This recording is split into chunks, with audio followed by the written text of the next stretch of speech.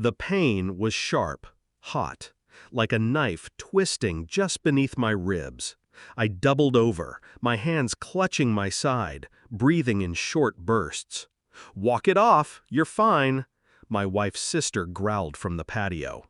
Her brother laughed, sipping his beer. "He does this for sympathy."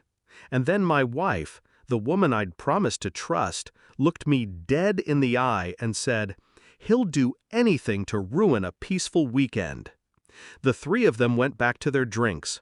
I stayed curled on the grass, the world tilting sideways.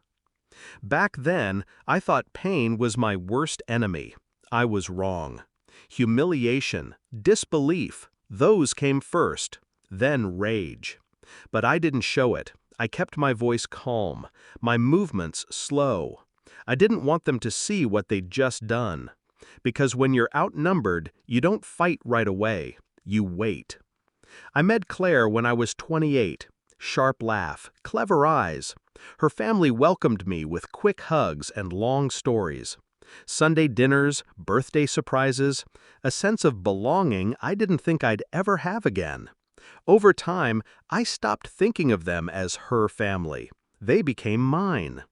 So when they laughed at me that afternoon, it wasn't just cruelty. It was betrayal. And betrayal requires an answer.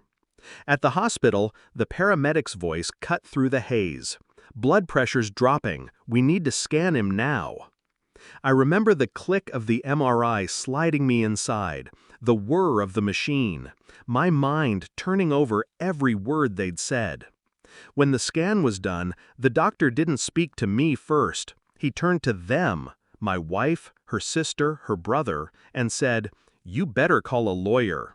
A ruptured spleen, internal bleeding. Another hour and I'd have been dead.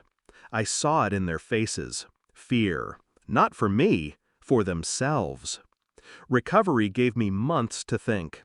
Lying in bed, staring at the ceiling, I traced their patterns in my head like blueprints. The sister, quick to speak, slower to think. The brother, arrogant, careless with money. My wife, careful, but only until she believed she'd won. I dug quietly. Bank statements, messages, shared accounts I still had access to. Every little thing they thought was hidden. And then, the trigger. I found a series of transfers. My money, pulled from our joint account. Thousands. Not for bills, not for us, for her brother's failing business. And in her sister's texts, I read her telling Claire that my life insurance payout would set everyone straight. The ruptured spleen hadn't been an accident to them, it had been an inconvenience. Because I didn't die, I started small. An anonymous email to the bank about her brother's creative accounting. A quiet call to the tax office. Within weeks, his accounts were frozen. I didn't need to see his face, the letters would arrive soon enough. The sister was easier. A photo slipped to her boyfriend of her with someone else. Not doctored, real, taken months ago when she thought no one was watching. He left her the same day the story hit their work chat. But Claire, she needed something bigger. She needed the truth to eat her alive in public. I waited until our anniversary. We met at her favorite restaurant. Her choice, her friends invited, all smiles. I brought flowers. I let her believe the months of distance were thawing. Halfway through dinner, the manager approached. "Mr. Dalton," he said, "there's a call for you in the office." In the office, my lawyer sat with a neat stack of papers. The settlement agreement. Everything we owned, already liquidated. The house sold, my accounts moved. Her face, when she was brought in to sign, that was the moment. Her friends saw the whole thing. I made sure the papers included photocopies of the insurance text messages.